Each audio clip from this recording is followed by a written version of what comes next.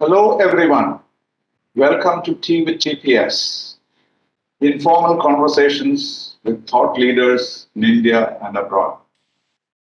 Today, our distinguished guest is Ambassador Anil Trigunayat, one of our distinguished diplomats who have served in different parts of the world, particularly in the Middle East, that is what we call West Asia. But he has also served in many other countries. He has been in Cote d'Ivoire, he's been in Bangladesh, he's been in Mongolia, in Russia, Sweden, and Nigeria. Before we went on to become ambassador to Libya and also to Jordan. We have a very wide experience. And not only that, he has been very active since he left the service. I don't know how many NGOs and how many think tanks he's working for. And he's a very fluent speaker and writer, and I see his writings and his interventions in various areas. So he's very active, and I'm so glad that he was able to spare some time to spend with us. Welcome, Anil. Thank you so much, sir. It's always a pleasure to listen to you, to be with you, and it's an honor to be participating in the Tea with TPS. It is something one always hankers for, especially among the diplomats. So thank you very much, sir, for this invitation. Well, this we invented for the pandemic time because none of us can go out, and so but we have to keep the conversation going, and it is very necessary. Otherwise, we would have been suffocated. So every week, people from different walks of life. Of course, most importantly, in international affairs, but we also do poetry and music and various other things. So I'm so glad that you are able to join us. Well, you know, the provocation for this discussion is what happened very recently. In fact, it started off on the 2nd of January, the so-called forgotten war in Yemen played up. But before we go into that, and that's going to be our center of our discussion. But a lot of things have been happening in the Middle East, particularly in the Gulf. And as you know, people in Kerala are particularly attentive to what is happening in the Gulf because of the number of our people who are there. So my viewers are very interested whenever any discussion takes place on the Gulf. So because you have been Joint Secretary Gulf, key man for the Gulf region. And I think also let us talk a little bit about the changes, political, economic, alliance-wise changes in the Middle East. Say, if we take as the starting point of the Abraham Accords, will that be a good point to start with? Sir, at the outset, let me convey my condolences to two of our citizens who died in the recent Houthi attacks in Abu Dhabi at the oil terminal there.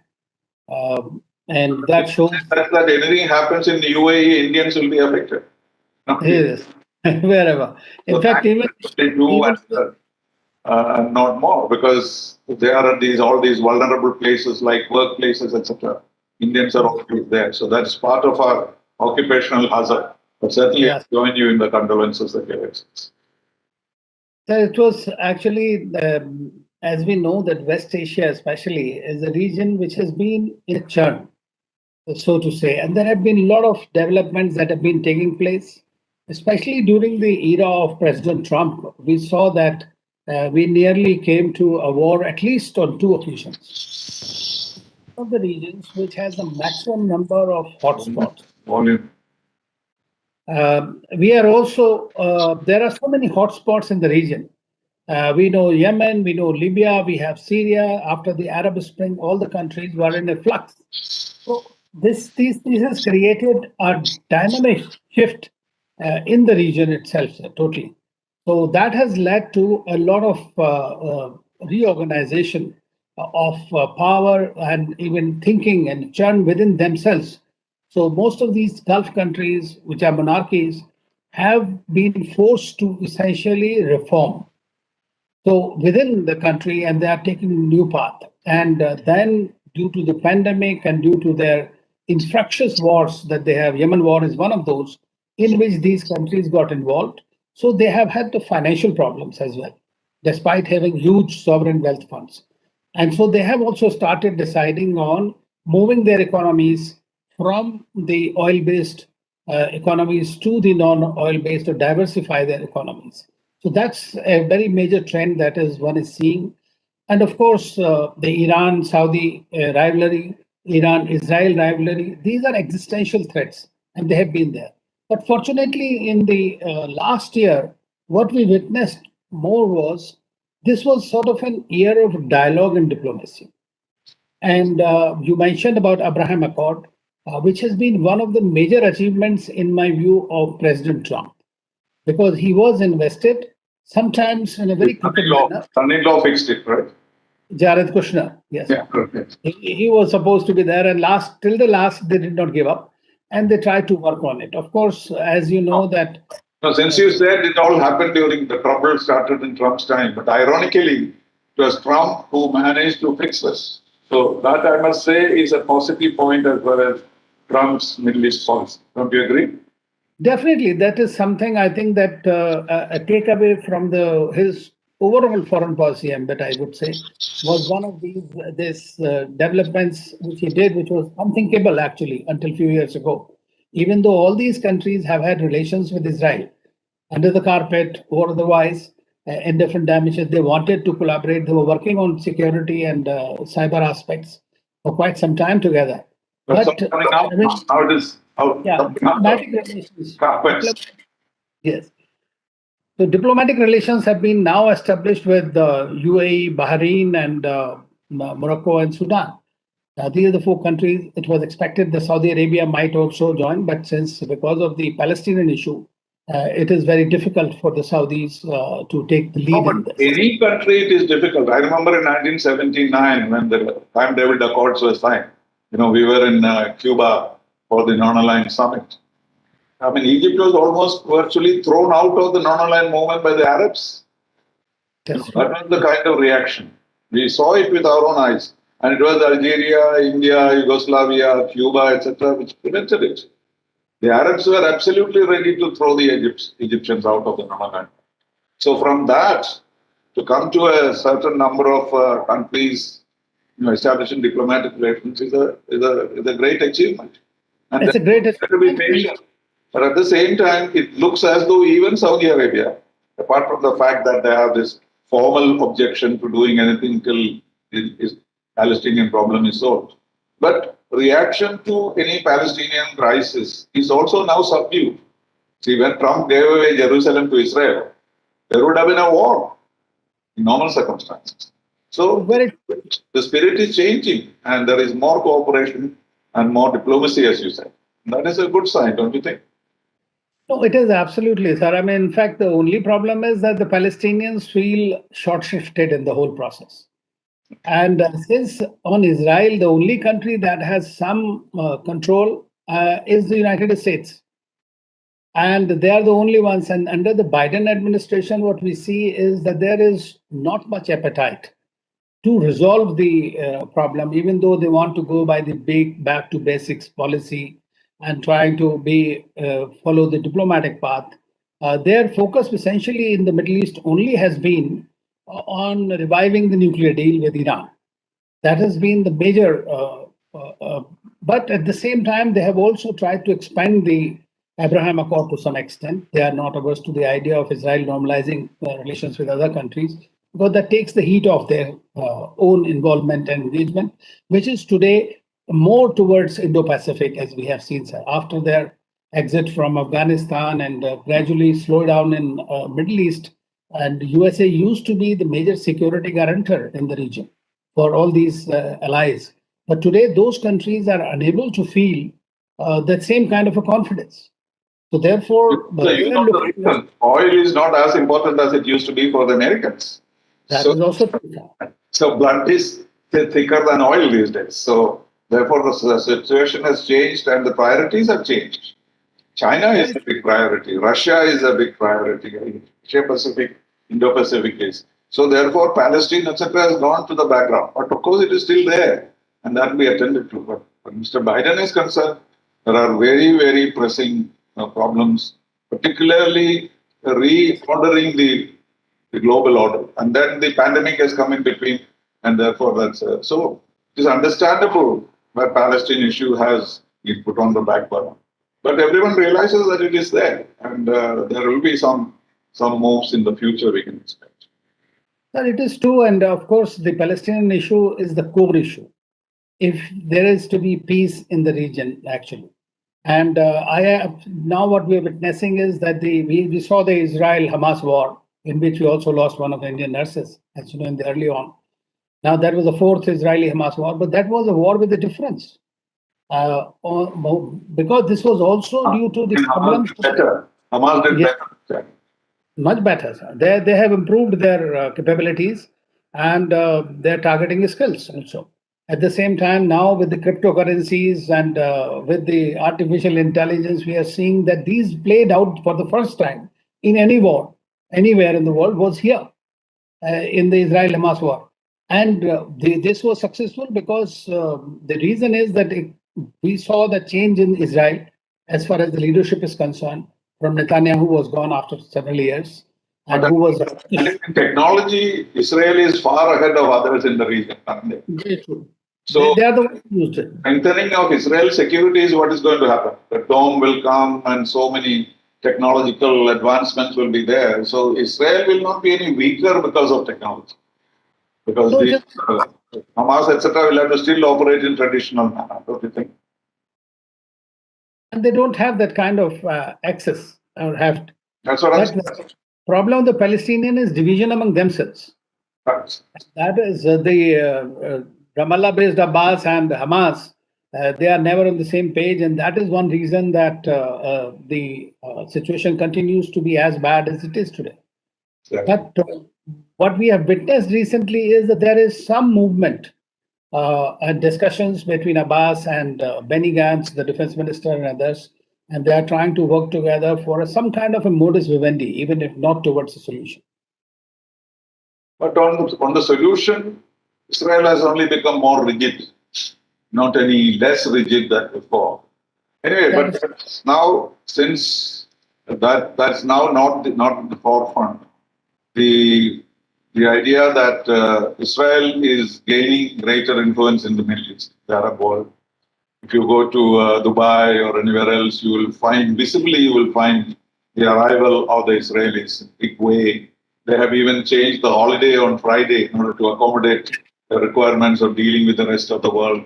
So dramatic changes are taking place, even in conservative countries like Saudi Arabia.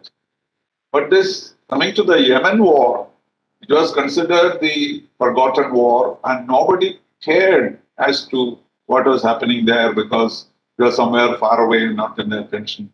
But it has been a very major human tragedy. That is what it was. And how is it that it flared up suddenly on 2nd of January? No, it has been going on. And in fact, as you know, sir, in March 2015, when the Saudi-led coalition of 9 Sunni countries. It goes back to the Arab Spring, doesn't it? That's right. Yemen was the first change government on account of the Arab Spring. Everybody scheduled Arab Spring, but we still are in the middle of solving that problem in Yemen. That's an irony of history. That's true, sir. And these Houthis are actually the fighters. That is true. I mean, the only real fighters in the Arab world are the Houthis. And they have the support of Iran, right? Have the support of Iran, and they are also because they are the Zaidi Shias basically, and so they have linkages with Houthi, and their own Houthi leader, whose name was actually Al Houthi, who was killed by the forces, the Yemeni forces, and that's when they went into this drive. Otherwise, they've been fighting. They have ruled Yemen for about 1,000 years before 1962. No, and the other irony is there were 2 Yemens before. Right. Why did they unite? If they had not united, maybe this crisis would not have happened, one thinks. Maybe that had some logic. But now they're having united, still the problem of Shia-Sunni problem and Saudi Arabia versus Iran and UAE playing a supporting role for Saudi Arabia, etc., has gone on for years. In fact, you may remember when the pandemic came, one of the proposals that the Secretary General made was to have a ceasefire all over the world. In that flash of goodwill, he suggested that. The first thing he mentioned was Yemen, because Yemen had the possibility of ending the war.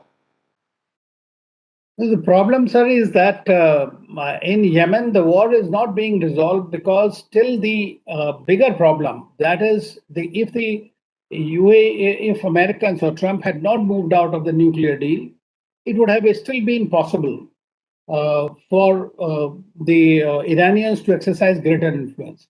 Now, in my view, today the Iranians were supporting overtly the Houthis in acquiring weapons and guiding them. Or it is said that their ambassador or envoy who's there was actually one of their commanders, IRGC commanders of Iran, who's Iranian diplomat who goes there. And so this is something that is causing a major problem. So I believe that if, as Biden said, that he will resolve the Yemen problem, that was one of the promises that he has made in the beginning itself, if you remember, sir. And But then he did not do humanitarian assistance. He did not provide.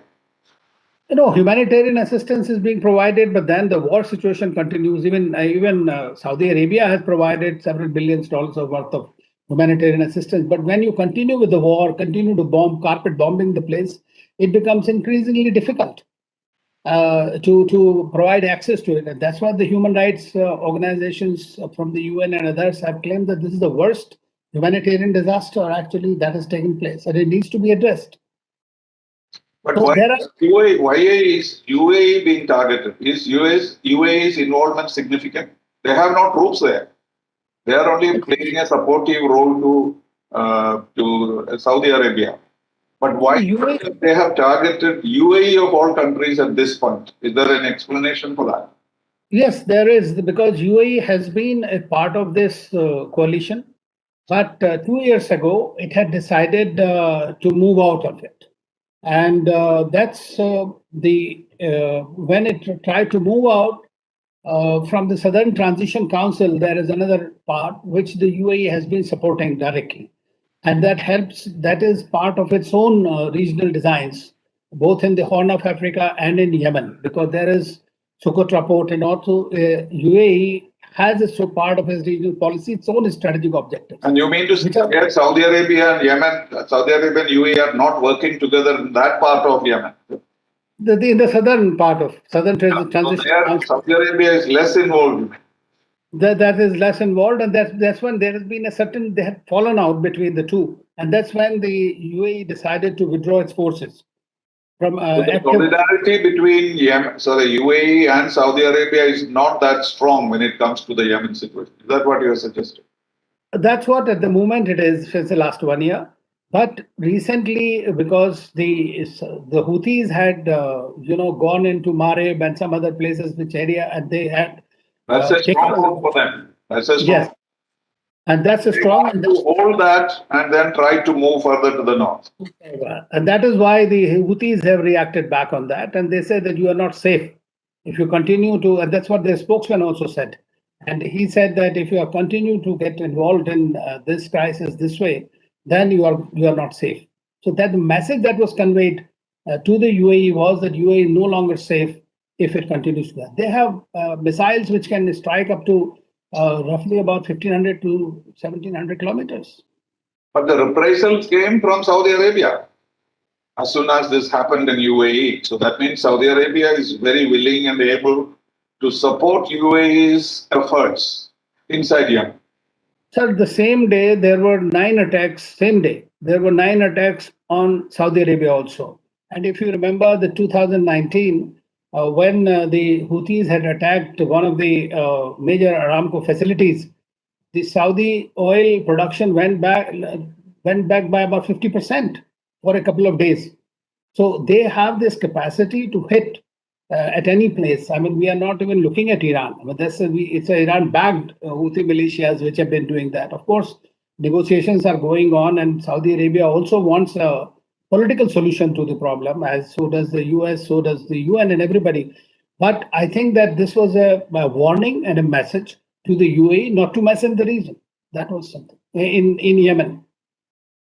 So on the one hand, there is a hot war in the sense that they are exchanging, bombings, etc. On the other hand, there is a huge humanitarian crisis. Very true. And people are dying not only in war, but also out of famine, no water, no electricity. 350,000 Yemenis are supposed to have died. Of in the course, last, what, 7 years? it's a worst crisis, a worst humanitarian. Percent of them dying not because of bombs, because of Yes, lack of water and food and so on. So, it- who is dealing with the humanitarian crisis? The UN has been saying that things must be done, but the UN only says. But at least on the humanitarian side, the UN should be able to play much more because there is no hindrance to provide humanitarian assistance. Is that right? well, they are doing it, sir. I mean, they are partly doing it, but since it continues to be a war zone, so there are limitations to it. But from the Saudi side, which is controlled by the government of President Hadi, that area, the Saudi Arabia and all the Arab countries have been providing the assistance also to Yemen. But it is not sufficient, that is for sure. But there is no possibility of a ceasefire and a peacekeeping operation, etc., in this context. It's too early for. The Saudi Arabia has twice offered ceasefire during the Ramadan, not nearly every year, and the last year also they wanted to extend. They've been ready to meet with the intervention of Iranians actually in Oman. So discussions have been going on, but Houthis also are becoming, as they say, intransigent to a great extent now. And as I said, it is also clubbed with the outcome of the nuclear deal, because Iran has certain influence, and if it eventually after that it is not able to deliver, it will also lose its, I would say, significance in that sense, or salience in the discussions with the Saudis for rapprochement or reconciliation that they are talking about. As you know, the UAE and Saudi Arabia, they are all trying to normalize relations with Iran for some time. In the last about few months, we have seen that. So there's a lot of discussions going on between them, and Yemen is one of the reasons for it. But how does the Iranian nuclear deal affect this particular discussion? No, it is because Iran uses 3H in the region for exerting its influence. One is Houthi, other is Hamas, third is Hezbollah. So 3H. And they are in different parts, and they are all Arabs, basically. So is an Iranian Shia country is able to use all these three to exercise its influence and have its deniability also, plausible deniability, as they say, in that sense. So that's where it is. So it says that it will be able to deliver. It will probably deliver in steps, but only then. This is the only country which can really control the Houthis, because war is not a solution. So you mean to say that because of the American sanctions, Iranian economy has been suffering, and as a result of that, unless there is a solution to the nuclear deal, it will not be possible for Iran to deploy resources for the sake of peace in Yemen. Is that what you're suggesting? Or even be actively involved in diffusing the crisis, I would say. No, but that is a financial issue.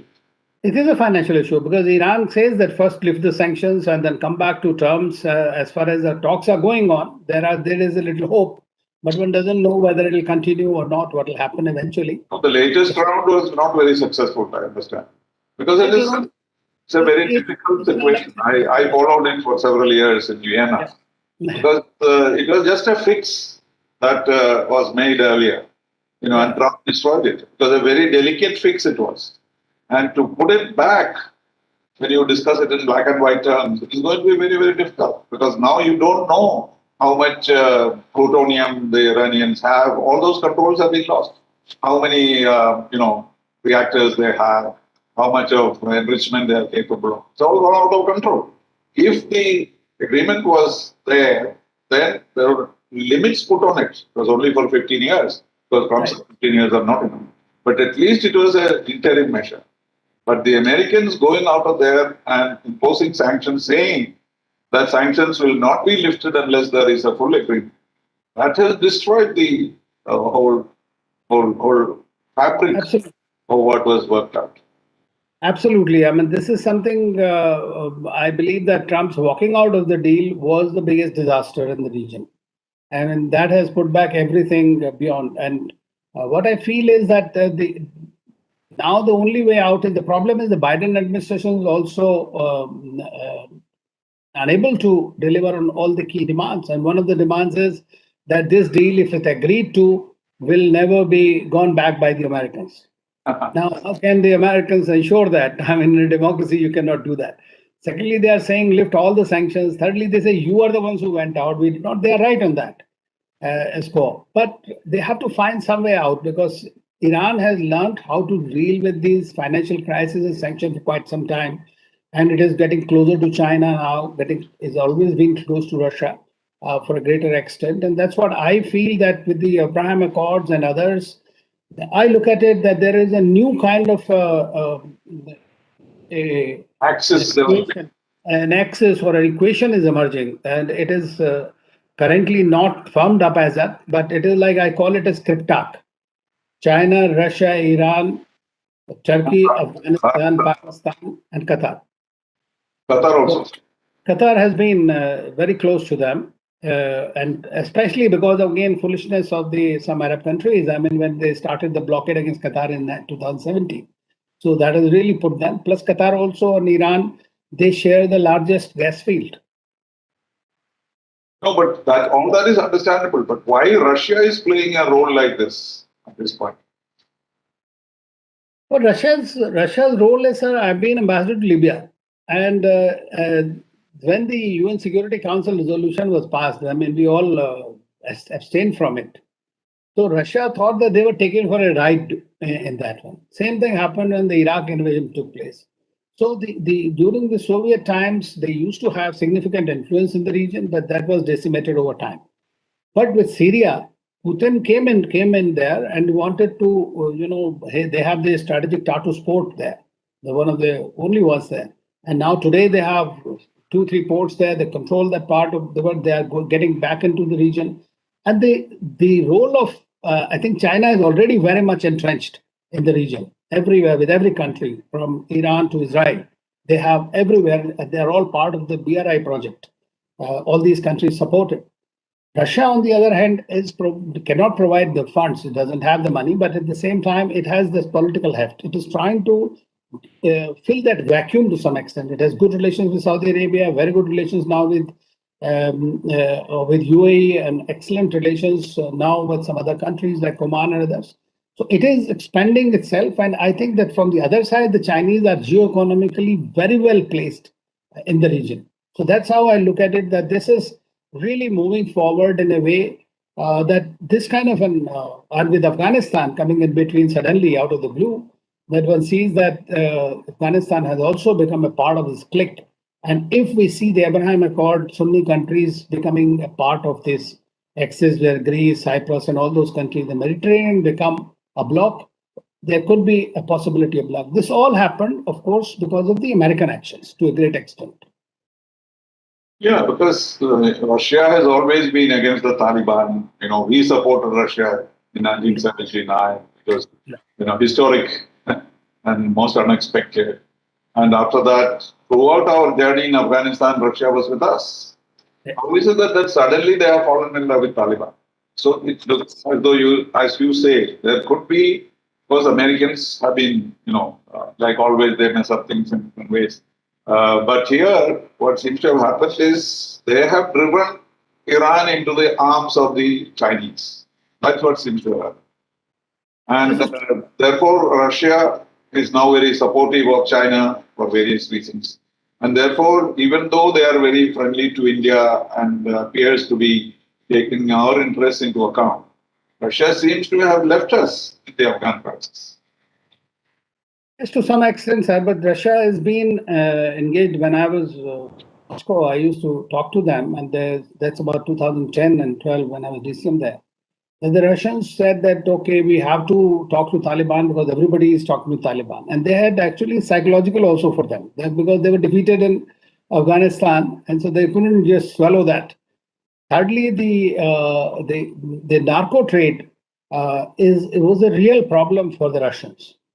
Nearly 25% of the Russian youth was infected by this heroin coming from Afghanistan and other countries. So these were some of the reasons. But at the same time, the American presence was also not palatable to them, even though they did not want Americans to just leave in a hurry or a jiffy. But what I learned was that they were also trying to tell their own mission and their officials and their contacts that if the Americans need help in exiting, we must facilitate it. So that's how I looked at it. So today, that vacuum, they're trying to fill it.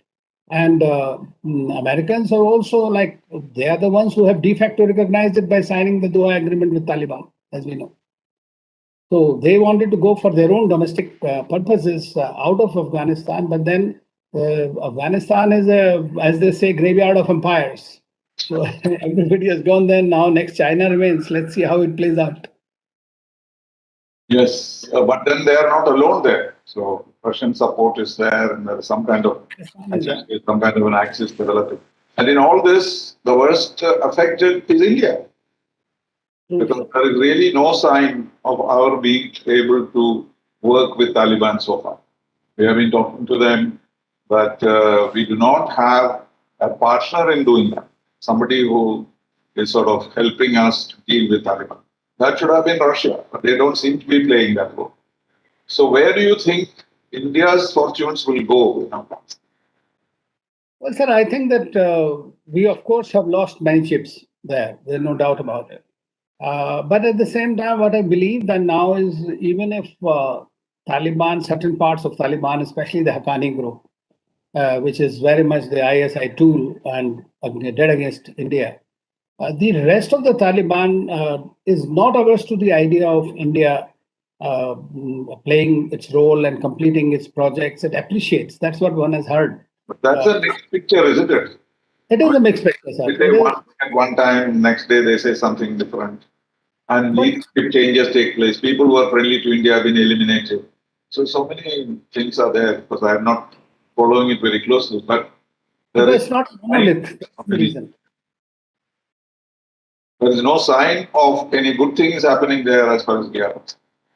Well, I think, sir, what we have done is the right thing is that we should have done, in my view, long back, about a year back, is to provide the relief supplies, which we are doing now. We should have started immediately, because we are known for goodwill. The maximum goodwill was for Indians there on the grassroots level, always. In the last 20 years, what has been done has been appreciated by everyone. And that is what scared Pakistan, that we were getting that heft.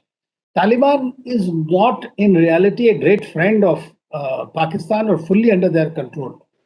Because Pakistan is also scared of the Talibanization of Pakistan itself. And we are seeing the TTP and others, the fights going on and the terror attacks within Pakistan for that reason. So they can't take it for granted.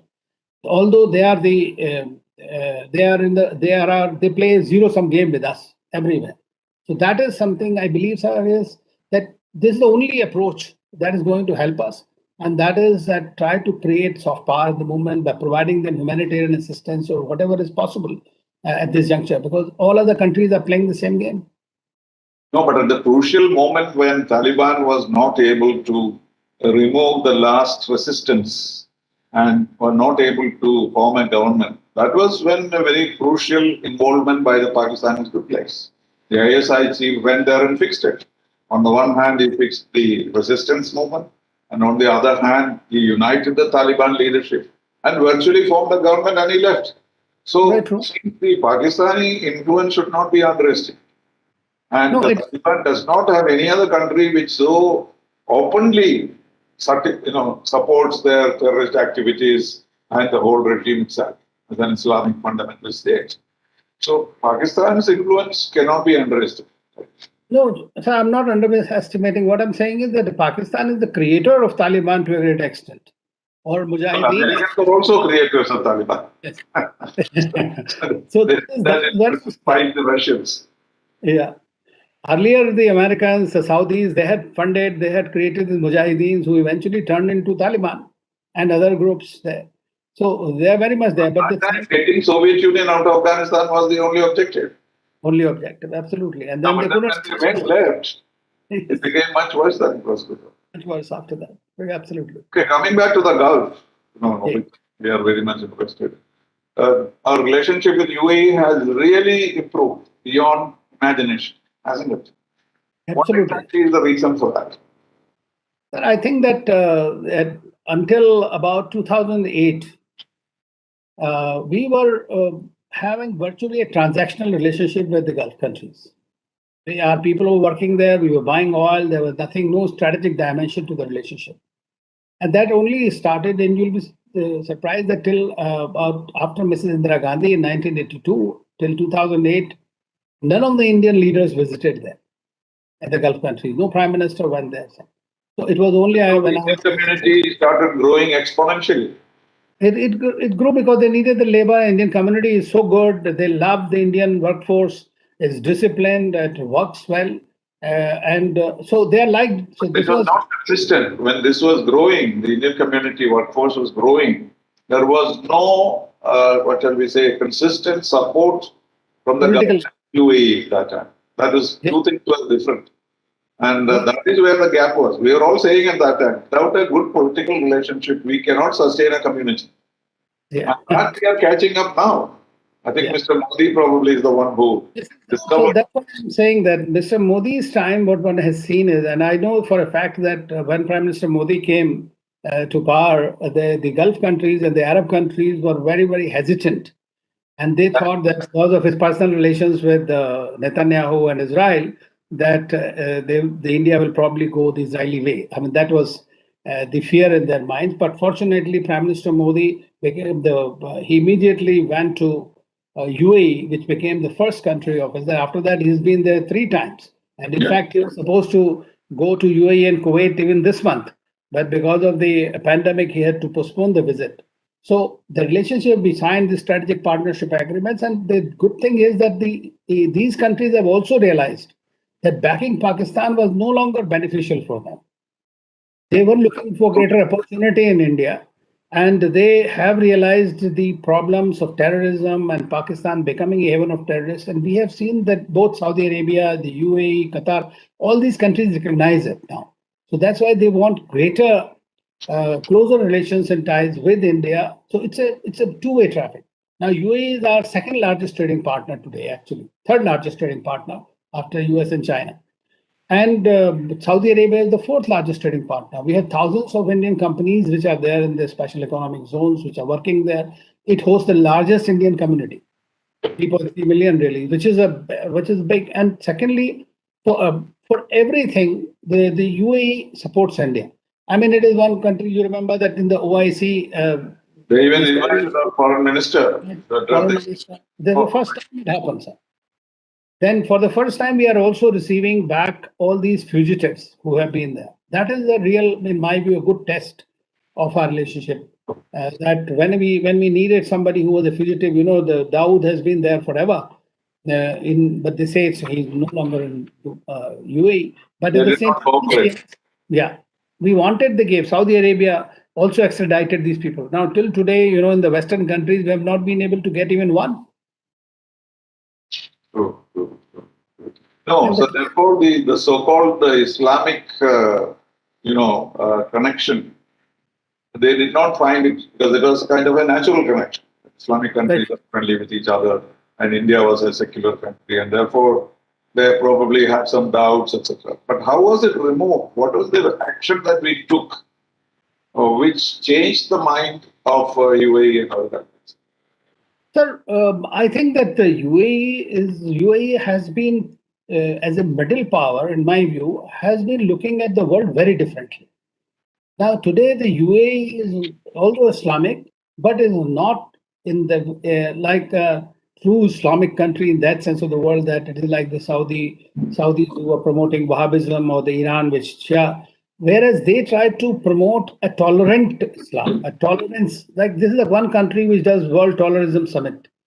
They were the ones who invited Pope to come there. They're the ones who gave the land for the temple when Prime Minister Modi went there. So they want to generally liberalized lifestyle. Liberalized lifestyle, and more in a way, I think, the cohabiting with the rest of the world. I mean, that's how they're looking at it.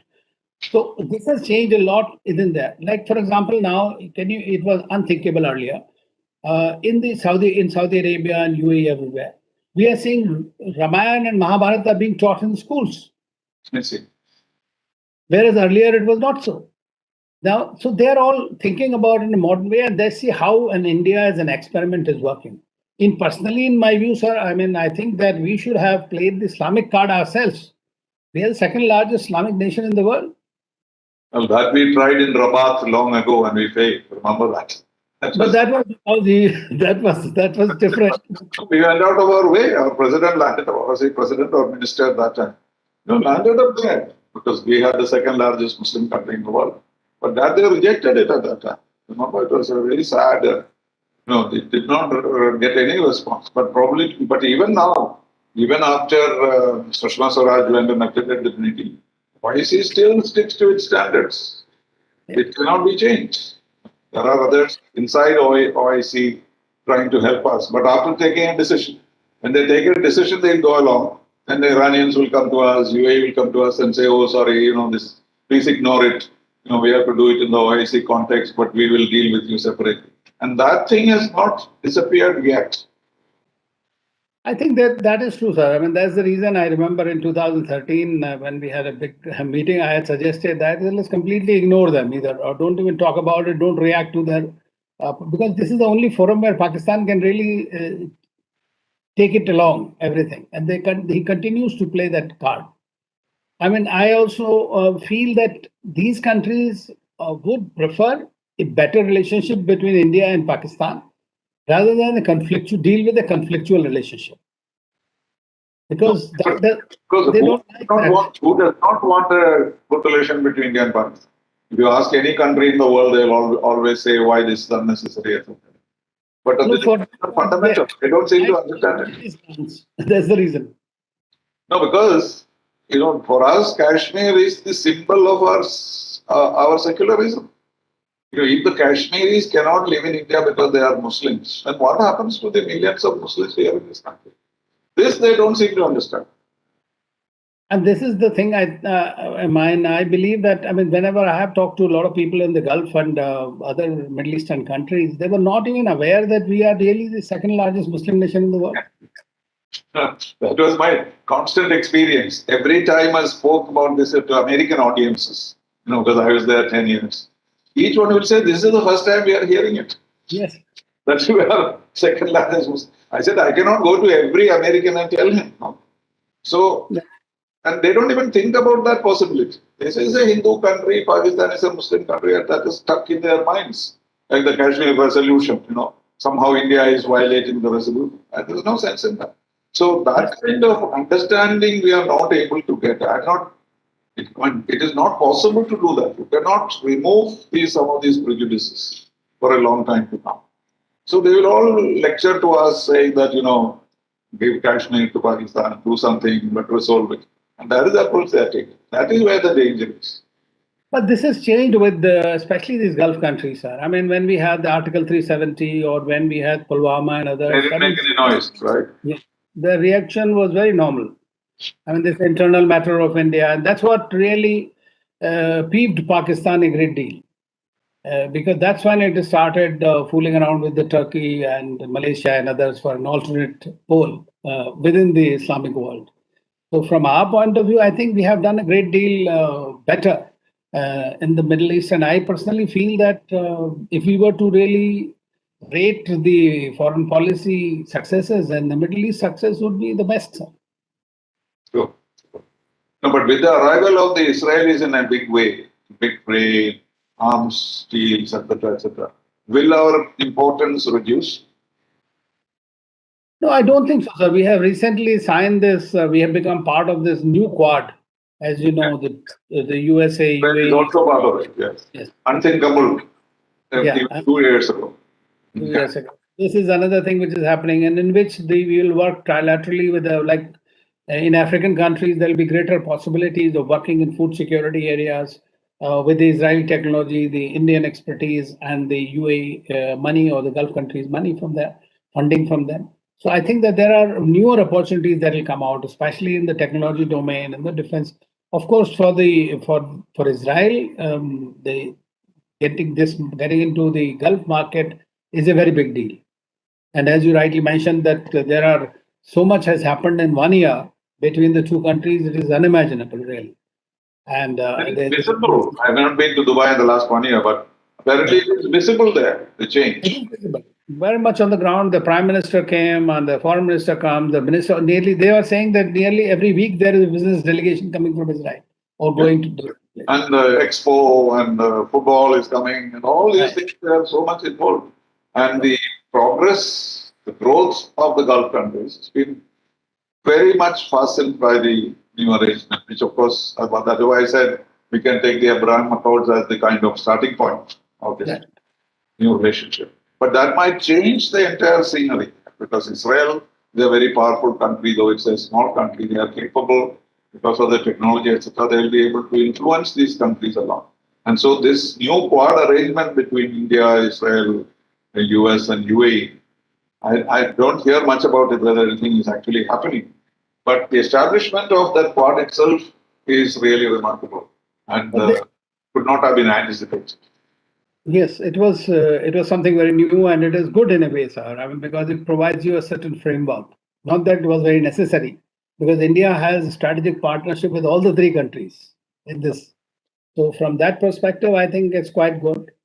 And now, of course, there are joint secretary level meetings are being held to work on the roadmap. Quad.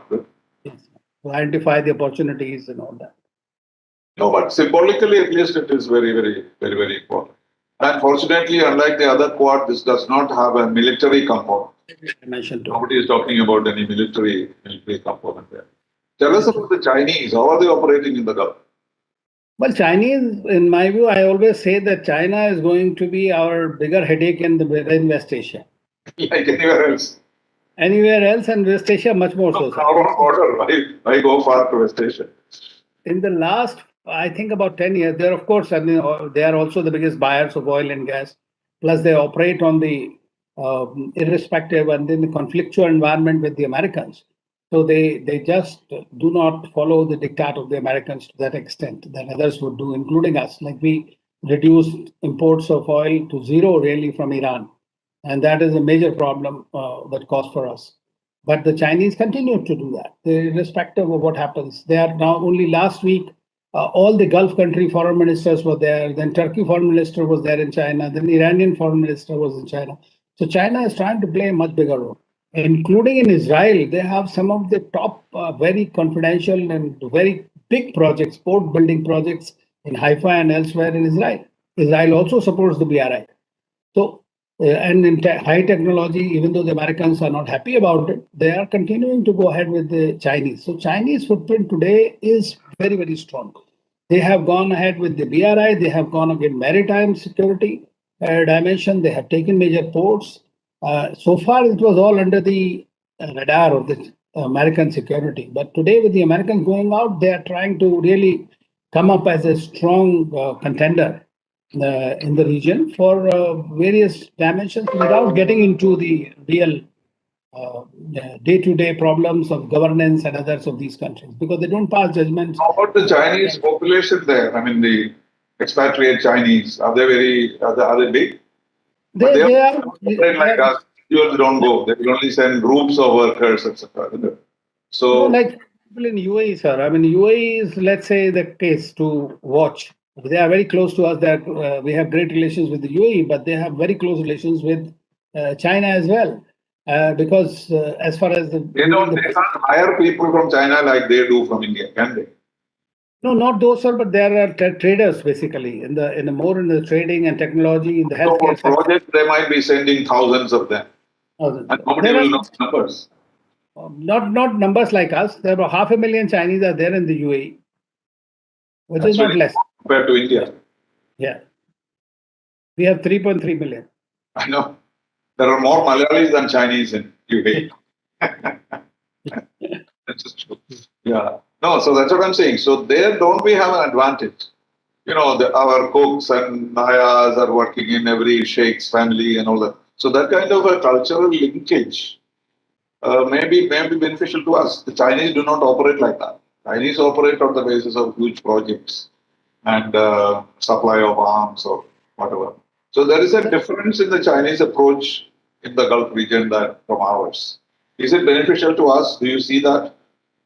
Sir, you are right, absolutely, that we have a greater linkage. I mean, the Arab countries and the Gulf countries think of the history as well. I mean, historically, as you know, we were very well connected from Dilmun civilization. Ethos is different. The Chinese ethos is somewhat different.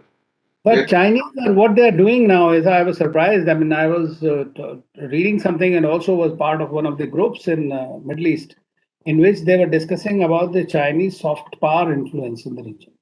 Mhm. And now the Chinese is being taught in the schools also there, in many places. They are opening their centers and they are they have some Future mosques. sectors. Now you can imagine the Chinese cloud, sir. Not a single Arab country has spoken about the plight of the Uyghur Muslims or protested against it openly. And we know all what is happening to them. So that shows the Chinese clout in the regions. And they have good relations with Saudi Arabia. They are developing a missile building manufacturing facility in Saudi Arabia. And they have just signed an agreement last year about $400 billion investment in Iran. And with UAE has become the main vaccine manufacturing, Sinopharm is being done there. And from there to other countries, Egypt has again another country where they're manufacturing. In Morocco also, they're doing the same. So they have consistently gone ahead in a very big way. And I think during this period, probably Americans, as usual, don't go into the details of it. But I think we, as Indians, also missed out these developments, and today it is far too strong. See, but that doesn't sense it. When you visit the country, you don't see Chinese is not a visible presence. I suppose they are concentrated in the workplaces, etc. So you do not think that we have an easy walkover with the Chinese. No, we have to. Another thing, sir, I wanted to say as far as the our workforce is concerned. I mean, as I have said earlier, that Indians are liked and really everybody wants them back. They want them there, whether they are working in the households or they are working in the other areas. And they have become a lot of professionals there who are doing extremely well. And as we have seen, the UAE now, Yusuf Ali, our friend, common friend, he brought a delegation to invest in Kashmir from the DP World and others to do many projects. There was So, also a proposal for UAE to store their oil in Kashmir. reserves, yes, sir. Another proposal. I mean, they are so confident that they are able to think in terms of storing oil in Kashmir. So that's something very remarkable. And So of course, there are, he is willing to where he can make money. but we don't have to worry about our people going back because they are like this. I mean, UAE always says that or Gulf countries actually, wherever I have been, they have all said that we owe a great deal to our development to the Indians. This is something a good thing, and today a lot of professionals are there. But what I feel now is, as we have seen during the pandemic, that a lot of Indians had to be brought back, and including from Haven't they Canada. got most of them back? Quite a few have gone back, but I think, sir, in these countries now there is a new development which is taking place, and that development is they are moving toward modernizing their economies, using artificial intelligence, modern manufacturing, and processing methods, and all that. So, And in you don't that need the sense, workers. You don't need the we have workers. to Right? reskill and change the complex of our workforce. No, but the workers will be needed elsewhere. This has been the experience the world over. Say 80 million people losing jobs, but 100 Yeah. million other jobs come. And India is resilient enough to have workers in any area. Tomorrow, even if the most technologically advanced countries also will be able to somehow penetrate. And that capability we have. If only our education system was slightly better, things would have been much more because we have this young workforce. But unfortunately, our education department, education in which I've been working for the last few years, it is hopeless. New Yeah. economic policy, education policy, or whatever. They're thinking of 30 years, 40 years time frame. We have no time for that. 40 Yeah. years will be taken over by the Chinese. And when are we going to educate our young people to work in these countries? Anyway, that's a So sad. in the But short term, we have to. have you kept account of the Indian population after the pandemic? Has it increased or decreased? One doesn't get a feel here that they're all coming back. In Kerala, we don't get that feel. So obviously, this is all being fixed in some way or the other. The kind of outcry that we used to have, for remember, during the Kuwait occupation, when the Indians came away, they were very worried as to whether they would be able to go back. It took some time because they felt that the Indians just left. They must have been in Jordan or something. Yes. So it was a big crisis because we just pulled out all the Indians. So when the pandemic happened, that's what I've been pleading with the Kerala government particularly. Don't pull them out. They have to survive. If there is a war or situation like that in the country, so our first priority should not be pulling out the Indians, because then they lose faith in you. They need the doctors, they need the nurses. So in Kuwait, we made that mistake. The foreign minister goes there and takes a flight of Indians. Prime Minister Gujarat. So all those left a very bad impression. But this time also we thought in those terms. Bring back 60,000, bring back 100,000, and bring back and do what? And that created more problems here in controlling the pandemic. So the problem in those countries is that if you don't have a job, your work permit is not there, then you are illegal. And then they start fining you. So you have no option but to leave the country. No, but don't we also leave in panic?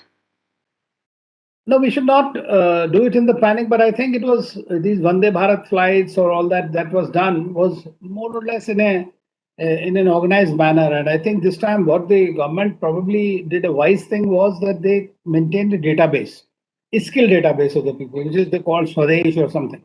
So in which that everybody who's coming back or brought back his database, including his skill sets and everything, was mentioned in those. So that helps in, when you send back or you help them go back.